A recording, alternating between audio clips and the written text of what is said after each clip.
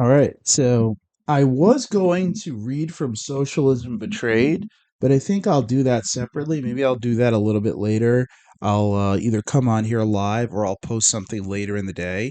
I decided instead to kind of comment on this very interesting debate. This was a debate between a member of the Revolutionary Communist Party and I guess this gentleman here, I'm not familiar with him. I guess he's a business owner in the United Kingdom. Here we go, Charlie Mullins. He's a multimillionaire entrepreneur and founder of the Pimlico Plumbers and WeFix. Okay, and Fiona Lally, I'm sure some of you are familiar with her. If not, she's a political activist, and most importantly, she's a member of the British Revolutionary Communist Party. So I'm sure if you've been in this atmosphere, you've probably seen her in other videos. But anyway, I I found this debate interesting because Fiona, she represents what you'd expect from revolutionary communists in the sense that she's referring to modern problems through the lens of Marx, through the lens of Rosa Luxemburg, for example, like the way she's talking about everything of 2025, you would believe, and this happened very recently, so this was posted November 19th, so it's current. You would think that she was talking about over 100 years ago. She talks about the working class warfare, all these things. This gentleman here, he's not even I wouldn't even consider him a theoretical capitalist or anything. He's not a professor or something or an economist. He's just a businessman. And I think one of the things that comes out in this debate, and I think this is a problem that has to be corrected on the revolutionary side, whether you're whether you're a Stalinist or or a Marxist Leninist, or even a Trotskyite, if your goal is a change in the system, and the predominant system of the West is capitalism, it's not communism. I think everybody can understand that. It's not socialism. Regardless of the type of socialist you are not in control of the West. Okay? You have some influence in parts of the East, but not in the West. Okay? Um, but what you get from this gentleman here, this is an opportunity to talk to people in middle income jobs, people who are, you consider part of the ruling class. I can guarantee you this. As an entrepreneur, he doesn't see himself as part of ruling class. He's not Rothschild. He's not Warburg. He's not Morgan. He's not, Rockefeller. This gentleman here, in his mind, he worked.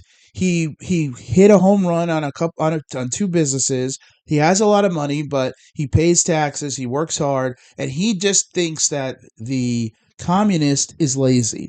He thinks that the young revolutionaries just want free stuff.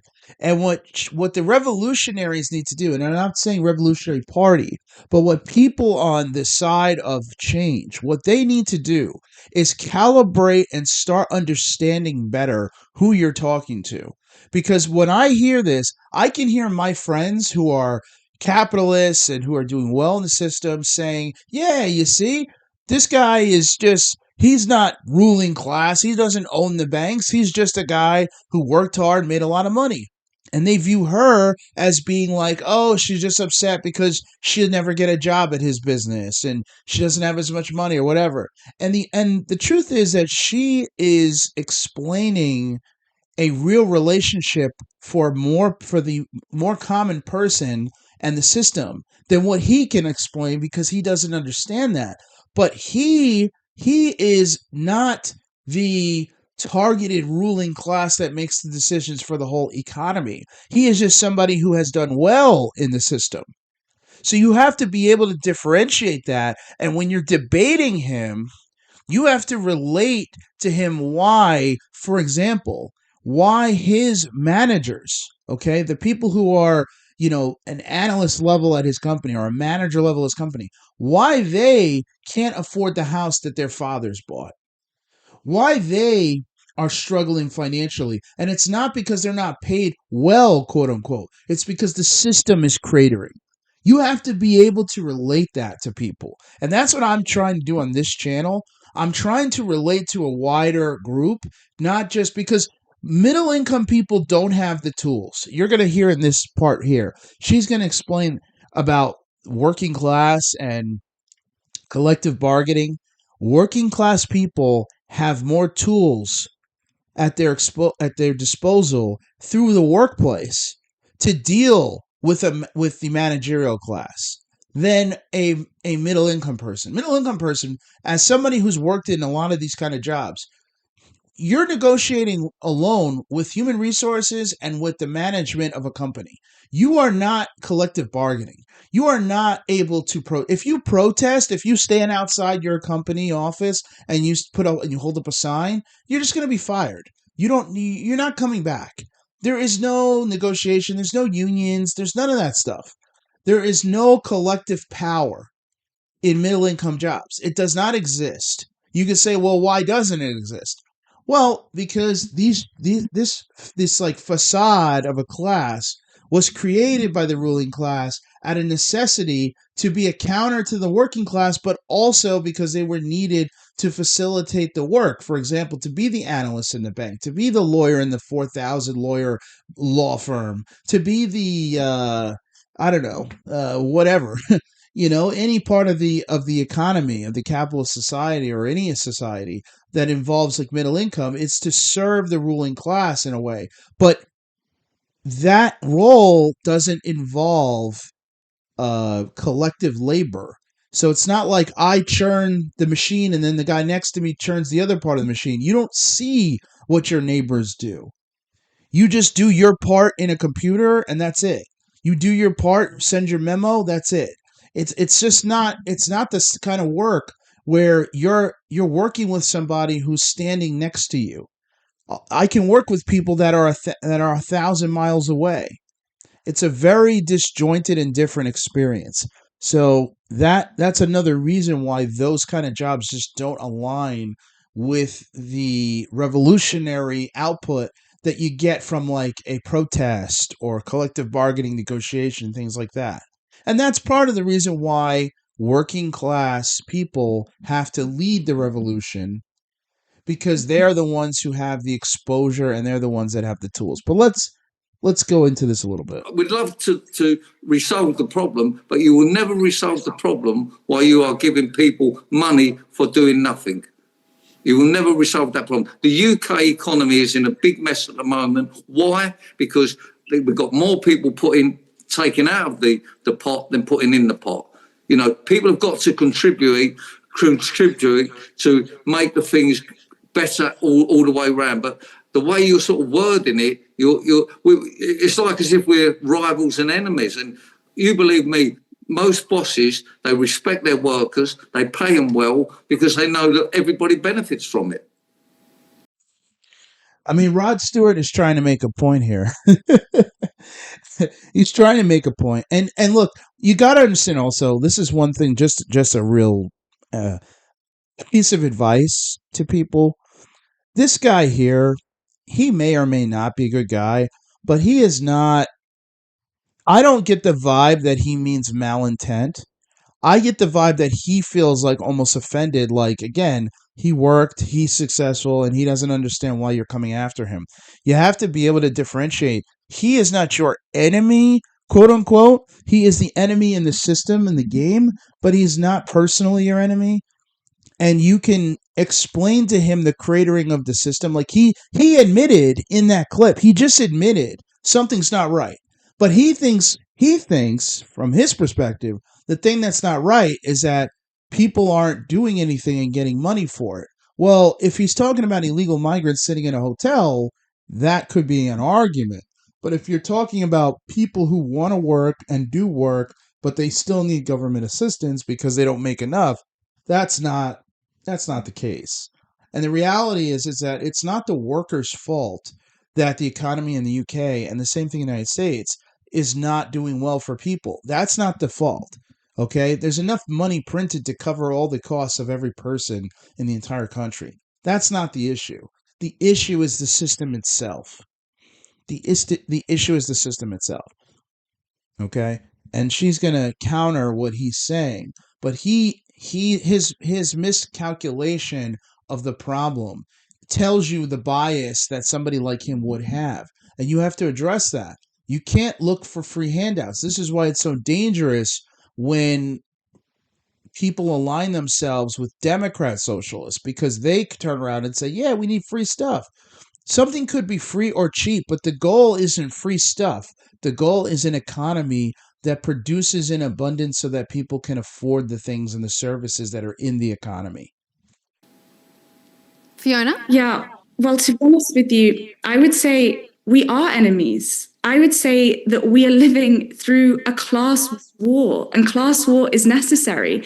And I think the idea that we can all be friends and come and sit around the table as though there's an equal relationship between a boss and a worker is fundamentally false. We fundamentally disagree. And that's because you're speaking from the point of view of the ruling class, of the capitalists, and I'm speaking from the point of view of the working class, within which there is a fundamentally exploitative relationship where workers are forced. You have to have a job, obviously, in order to live, in order to pay your rent or a mortgage or food on the table, all of these kind of things, right?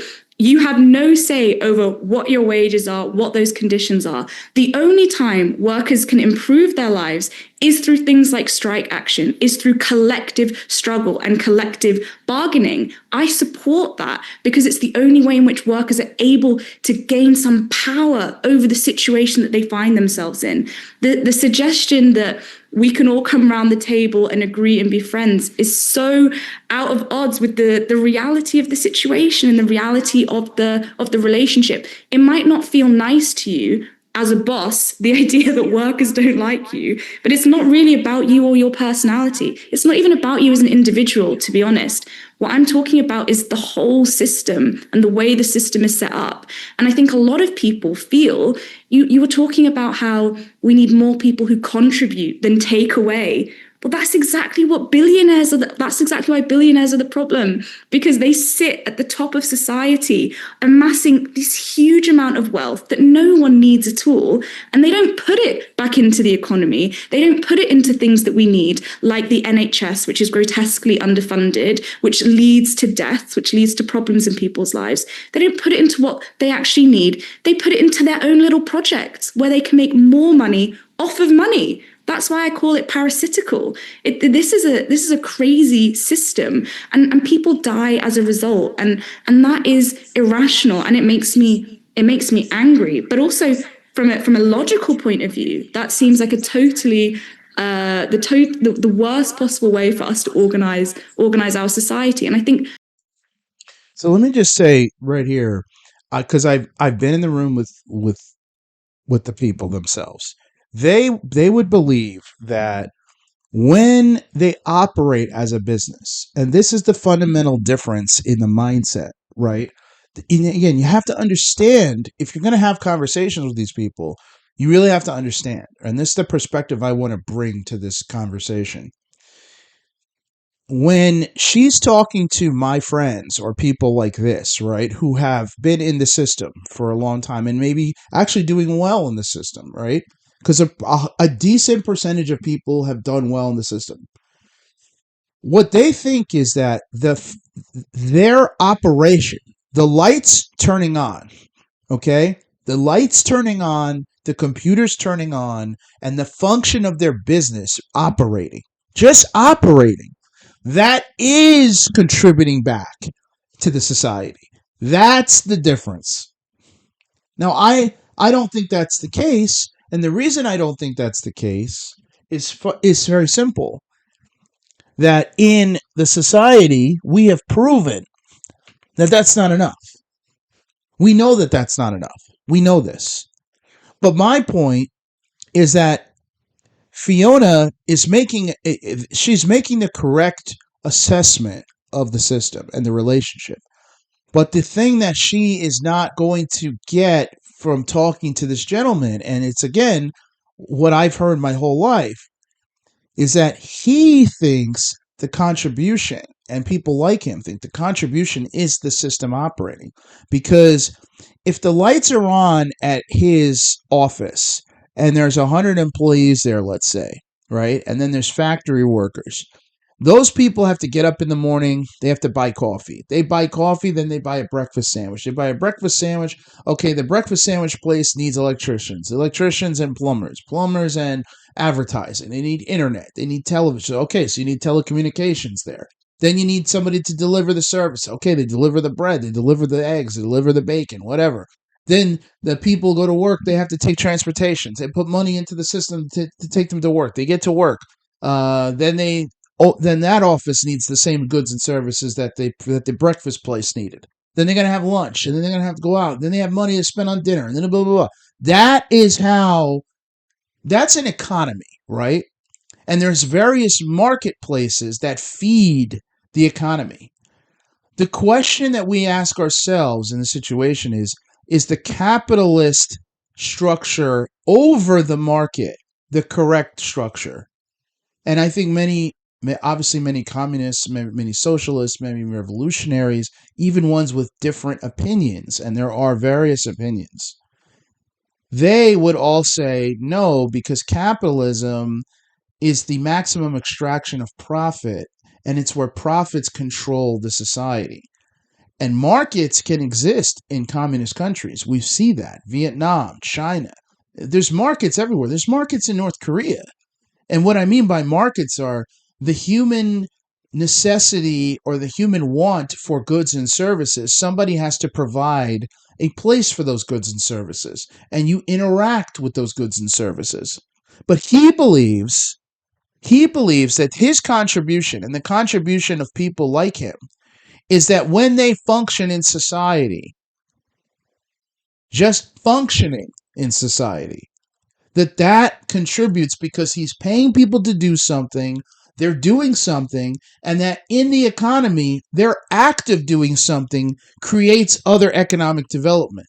But the conflation here, for him, the conflation is he is confusing or conflating the concept of his workers interacting with markets as a necessity for capitalism, whereas his workers interacting with markets can happen in a communist society where goods and services are maintained at a price level that helps more people to afford daily life.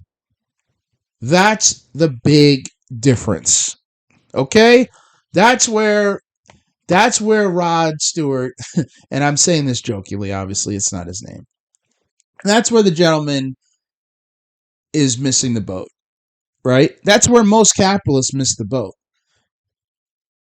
That interaction with markets, the interaction with the need and the want for goods and services is not exclusive to capitalism. Capitalism is a way of interacting with markets in a vampire, or she would say a parasitic nature, that creates problems and eventually diminishes those societies over the long run, because you get to this cumulative destructive stage that we're in now and that they're in now over in the UK. And they've been in it for a little while longer because the UK was the first to industrialize ahead of us, right? So they're not much farther, but they're about 50 to 100, maybe 50 years ahead of us in terms of their economic problems. And it could be a lot worse if it wasn't for the collective banking agreement between London City, Wall Street, Frankfurt, and Basel, Switzerland. So anyway, and we'll play a few more minutes and then we'll move on. There's a lot of young people in particular today that are questioning that. Why do we live in a society where there's billionaires and homeless people on the street? Why is that necessary? Why do we live in a society where the pharmacies are full of medication and nobody can afford it? Or if they do, it hurts them tremendously. I went through this weekend. I paid almost $200 for medication that I used to pay like $100 for, and I shouldn't even be paying that much. Why is there food in restaurants getting thrown out every night? Why are there supermarkets full of groceries that people can barely afford? Why is there electricity powering Piccadilly Circus, but people can't afford their electric bills to power their little homes? Think about that. As Caleb Moppet would call it, poverty of abundance, right? We have a poverty of abundance in the West. There's lots of stuff. It's just too expensive. we actually have the resources in We're going to society come specifically to to feed billionaires everyone. shortly, Fiona. So I'm just going to put a pin in that answer for you, Charlie, and I'm going to get you to respond to some of Fiona's points when we come more specifically to billionaires in just a moment. But Charlie, I want to ask you this. Universities were free or almost free in the UK until 1998 and in Australia until 1989. So haven't a whole generation already benefited from one of the pillars of socialism that's now been taken away and forced many young people into student debt? Yeah, look, again, I think they've been directed down the wrong route. I think they've been directed to university, which in a lot of cases has been unnecessary. They're not getting the jobs that they've trained for. They've wound up getting a load of debt. We just need to be more realistic and direct people into the jobs that are out there for them and not the jobs that they think they're entitled to. I mean, a lot of the people, like the millennium people that was pushed into university, it's come unstuck now because no longer is the degree, the value of what they set out to be. They expected this is going to be all and end all. And, you know, we've gone the wrong way about pushing youngsters into a certain area. And unfortunately, I'm going to go back to what I say. Too many of them feel that they're entitled to get more for doing nothing. And Okay, and this is where I'll end it on this one. You know, he again is thinking too many people are thinking that they're entitled to get something for nothing. And that's because a lot of the commentary around socialism, and this is the fault of the Democrat socialists, this purposeful distortion of socialism, is free stuff, free stuff. Even the host here, she's referencing free university. The reason that some socialist countries offer free university, okay, and some countries can offer it, is because they see the cost benefit analysis, okay, depending on what is needed in the society. So if you live in a society where you're heavily industrialized and you need more analysts, you need more lawyers, you need more doctors, then incentivizing them into the educational system so that you can produce people at that income level or even just at that type of work makes sense. But if you're already full of lawyers, you're already full of doctors, you're already full of analysts, then forcing people into the educational system, into the higher educational system to get a degree, that doesn't do anything. We actually need more electricians. We need more plumbing. We need more HVAC people. We need more people to help fix the roads and the bridges. We need more hard labor. We need people to do that job, but we also need to make sure that those jobs have the benefits and the economic boomerang so that they can then get out of society what they're going to be putting in. So that's part of the issue with where we're directing education in the West or in Western countries versus other parts. The other issue here is that socialists are distorting what these fake socialists, they're distorting what socialism is by always talking about free, free, free, free buses, free this, free that, free school. If you're in China, you can have things to be very cheap or free because your economy as a whole is operating at a low cost of living. So everything in society is more attainable for people without lots of money. Okay? It's very different than in the West where everything is so expensive. You can't run a school for cheap. Okay? You just can't. You're not gonna compete with Oxford by running it for cheap. It's not gonna happen. It's just not gonna happen because everything in society is expensive. So collectively, you have to lower the cost of living across the board in order to have that school. You can't now. Could the government just foot the bill? Yeah, of course, of course. But you have to change the system because if all your money is created from debt and then you start passing out billions of dollars to schools, you're not solving the problem because those students still aren't going to be able to find the work that you're educating them for. So there's a lot more to it than just free stuff. Okay, it's not just about free stuff, and we have to get over that. We have to get beyond that.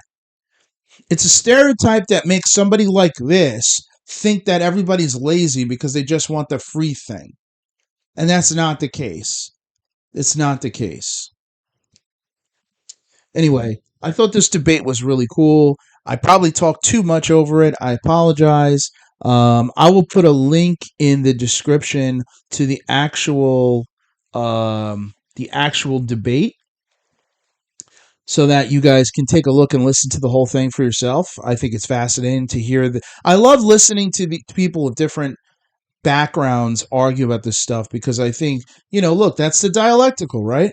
It's the clashing of you have a thesis and antithesis, synthesizes, you get something new, right? Well, the only way you're going to have this happen is through having difference of opinions come out in the open and publicly argue about where to go, what to do, right? And it's been relatively respectful. I would say if this was in a lot of places in the United States, this would turn into a personal attack on the capitalists or a personal attack on the communists, and it would be a back and forth of personal attack. I've listened to two communists debate where it was personal attacks.